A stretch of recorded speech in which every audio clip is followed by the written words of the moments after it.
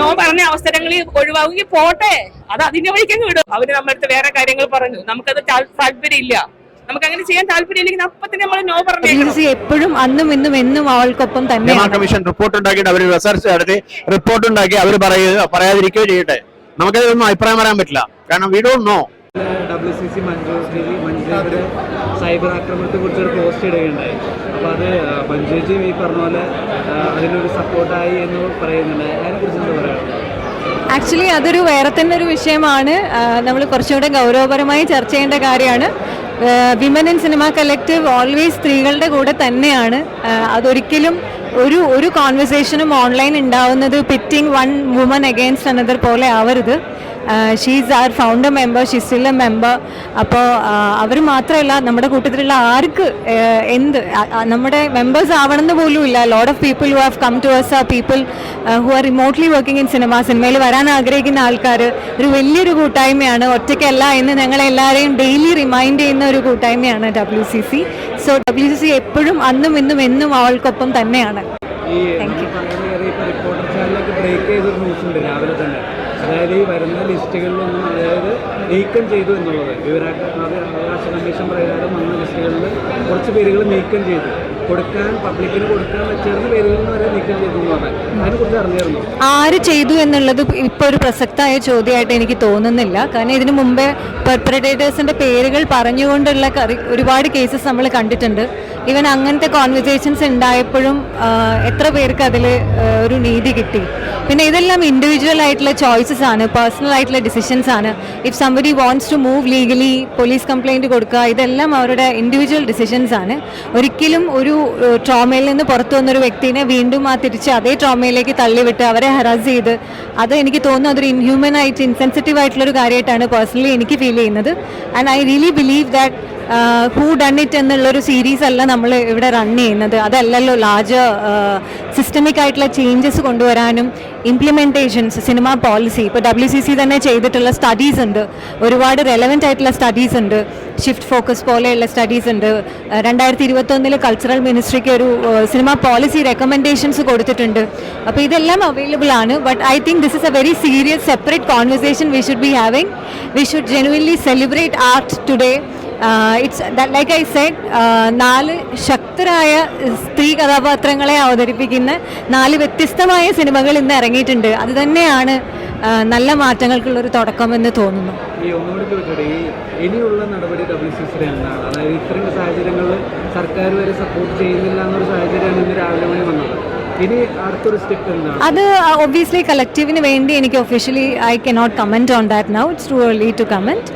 അത് എന്തായാലും റിപ്പോർട്ട് എല്ലാവർക്കും കിട്ടിയ പോലെ നമുക്കും കിട്ടിയാണ്. We are also thoroughly studying the report, and I'm sure there will be like a collective statement or a stand. നിയമത്തിൽ വിശ്വാസമുണ്ട്, ലോ ഓഫ് ദ ലാൻഡിൽ ഒരുപാട് വിശ്വാസമുണ്ട്. Thank you. എനിക്ക് ആവശ്യം നിങ്ങളെ കൊണ്ട് പറയാം. അശ്വിൻ ചേട്ടന്റെ അമ്മയായിട്ടാണല്ലോ അഭിനയിച്ചിരുന്നത്. ആ ഒരു എക്സ്പീരിയൻസ് തിയേറ്ററിൽ കണ്ടപ്പോ ഒരു ഫണ്ണും കാര്യങ്ങളൊക്കെ ആയിട്ട് തോന്നുന്നു. ചേച്ചിനെ എങ്ങനെയുണ്ട് ചേച്ചി? എനിക്ക് സബ്ജക്റ്റ് തന്നെ ഇഷ്ടപ്പെട്ടതുകൊണ്ടാണല്ലോ ഞാനും അഭിനയിക്കുന്നത്. അപ്പൊ എന്താ പറയാ, എങ്ങനെയുണ്ടായിരുന്നു പടം അല്ലേ? നമ്മുടെ പടം അതാണ് ഞാൻ ചോദിച്ചത്. ഞാൻ പറഞ്ഞു നമ്മള് പറയുന്നതിനേക്കാൾ ഇവര് പറയണമല്ലേ. അപ്പൊ ക്യാമറ തിരിച്ചു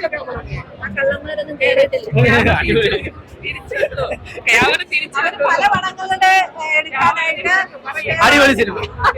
അപ്പൊ നിങ്ങളെ കൊണ്ടാണ് അഭിപ്രായം പറയേണ്ടത്. ഞങ്ങൾ അഭിനയിച്ചവരല്ലേ, ഞങ്ങളല്ലല്ലോ പറയാൻ. നല്ല പടമാണ്. എന്താ പറയാ, യൂത്തിനും ഫാമിലിക്കും ഒരുപോലെ ഇഷ്ടപ്പെടാൻ പറ്റുന്ന, എൻജോയ് ചെയ്യാൻ പറ്റുന്ന, കേറുമ്പോ തൊട്ട് ഇറങ്ങുന്നിടം വരെ അടയ്ക്കാതെ ചിരിക്കും. നമ്മൾ ഈ മൈ ബോസ് മൂവി നിങ്ങൾക്ക് അറിയാലേ, അതിലങ്ങനെയല്ലേ, കേറുമ്പോ തൊട്ടുകൊണ്ട് ഇറങ്ങി വരുന്നിടം വരെ ചിരിയാണ്. അങ്ങനെ കംപ്ലീറ്റ് ചിരിച്ച് ഇറങ്ങി പോവാം. നമ്മൾ കൊടുത്ത പൈസക്ക് നമുക്ക് എനർജി ബൂസ്റ്റ് ചെയ്തിട്ട് പോരാ അല്ലേ?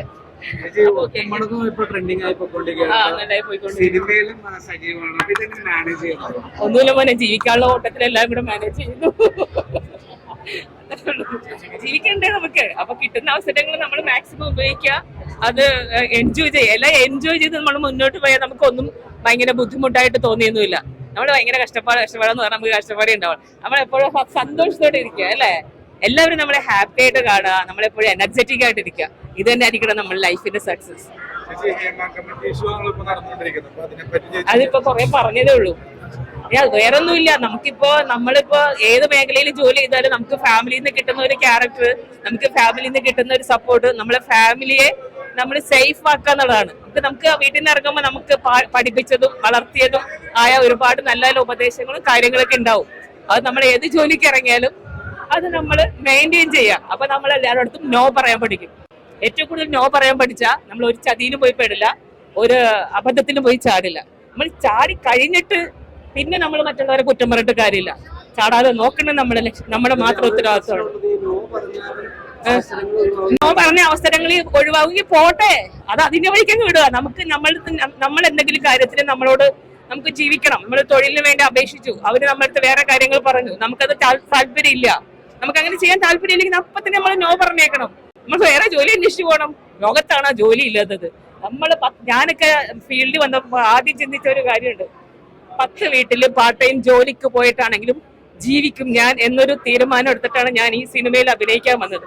അതുകൊണ്ട് നമുക്ക് നോ പറയാൻ പറ്റാം. അല്ല, നമ്മൾ ഉണ്ടാക്കിയ സിനിമയല്ലേ, അപ്പൊ നമുക്കത് ഇഷ്ടപ്പെടും. പക്ഷെ ഓഡിയൻസ് റിയാക്ഷൻ വളരെ നന്നായിരുന്നു. അതാണ് നമുക്കൊരു ഹോപ്പ് തരുന്നത്. So I think it will be good. അതായത് ആൾക്കാർക്ക് ഇഷ്ടപ്പെടും എന്നുള്ളതാണ് എൻ്റെ ഒരു തോന്നൽ. മീരയുടെ ക്യാരക്ടറാണ്, പിന്നെ അശ്വിന്റെ ക്യാരക്ടർ, പിന്നെ അശോകന്റെ ക്യാരക്ടർ, എല്ലാം ചെറിയ ചെറിയ ക്യാരക്ടേഴ്സ് അല്ലേ, ഇറ്റ്സ് എ ഡിഫൈൻഡ് ക്യാരക്ടേഴ്സ് ആണല്ലോ. അപ്പോ ആൾക്കാർക്ക് ഇഷ്ടപ്പെടണം, ആൾക്കാർ തിയേറ്ററിൽ പോവുക, പടം കാണുക, ഹിറ്റാക്കി തരിക, അത്ര പറയാൻ പറ്റൂ. അതെ, പാലും പഴവും, ചേർച്ചകൾ ഇല്ലാത്ത ചേർച്ചകൾ ഇല്ലായ്മയുടെ ചേർച്ച. അതാണ് ഒരു ചേർച്ചയില്ലായ്മയുടെ ഒരു ഇതാണ്. Age difference is there. അപ്പൊ ആ ഏജ് ഡിഫറൻസ് വെച്ചിട്ട് ഒരു ചേർച്ച കേടുണ്ട്, അവരുടെ ഒരു ചേർച്ച. അതാണ് സിനിമ, അതുകൊണ്ടാണ് പാലും പഴവും.